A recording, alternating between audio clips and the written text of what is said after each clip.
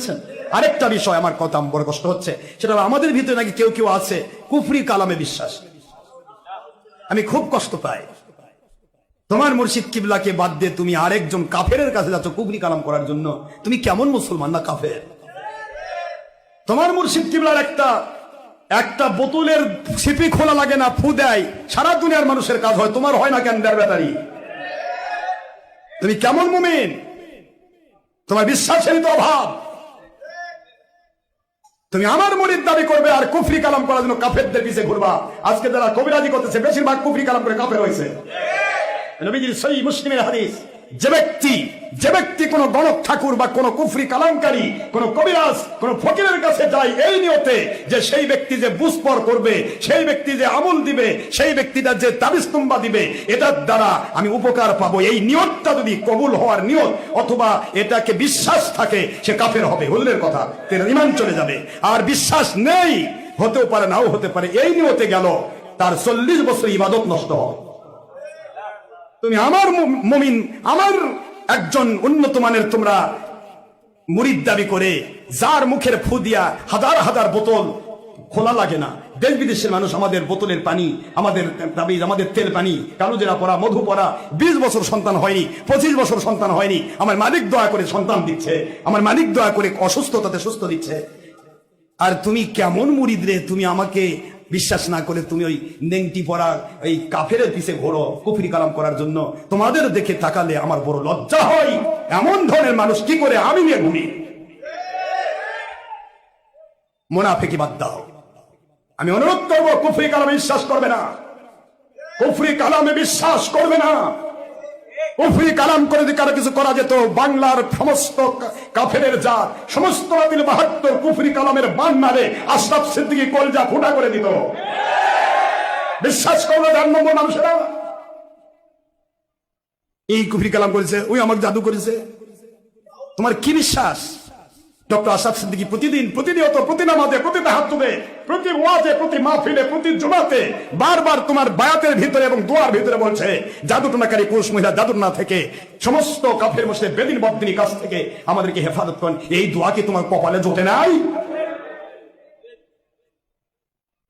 কোন কুফরি কালাম, কোন রকমের জাদুটনা আমার মুরিদদের উপর বা আমার উপর খাটবে না ইনশাআল্লাহ। এই বিশ্বাসই তোমাকে মজবুত করবে, তোমাকে কবর বন্ধনী দিতে হবে। এরপরেও আমি আমার গোল্ডেন সনদ দিয়েছি। এই গোল্ডেন কার্ড যার কাছে আছে সে ব্যক্তি তো প্রতিটা দিক থেকে নিরাপদ। এরপরেও আমরা কুফরি কালাম করার জন্য মানুষের পিছিয়ে ঘুরি। আস্তাগফিরুল্লাহ, ধিক শতধিক এই সমস্ত আকীদার জন্য। তুমি কেমন পীরের পিছিয়ে ঘোরো যে পীর তোমার কিছুই করতে পারে না? তোমার ঈমান আকীদায় তোমাকে প্রশ্নবিদ্ধ করবে। একজন মানুষ আনা ইনদা সন্নি আব্দি বি, আল্লাহ পাক বলেন যে যতটুকু তার ঈমান আকীদা পূর্ণ করে, যেরকম ধারণা করে, আমি আল্লাহ সেই রকম সাহায্য তার কাছে পাঠাই। এখানে একটা কথা মনে পড়ে গেল, সুইপারের মেয়ের সাথে আতুর আলার কষ্ট হচ্ছে আপনাদের?